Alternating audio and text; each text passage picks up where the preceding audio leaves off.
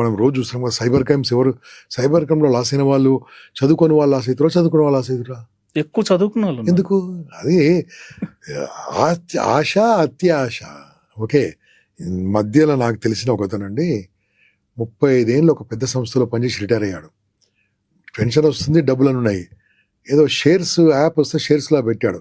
10,000 పెడితే next day 15,000 అయిపోయినాయట.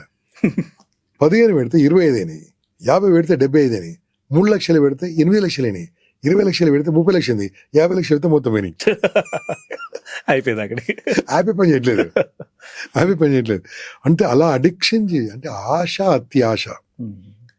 ఆశ వేయరండి, నాకు నా కుటుంబం నేను బాగుండాలి, నేనే బాగుండాలి, నాన్ సెన్స్. అత్యాశ పనికిరాదు. అత్యాశ దుఃఖానికి చేటు. ఓకే, అది ఈజీ మనీ కావాలి. ఈజీ మనీ రాదండి. ఎలా వస్తుంది ఈజీ మనీ? కష్టపడాల్సిందే. షార్ట్ కట్ ఉండదు. కష్టపడాలి. దేనికోసం కష్టపడాలి? ఇలా కష్టపడితే లేబర్ అవుతావు, ఇలా కష్టపడితే లీడర్ అవుతావు.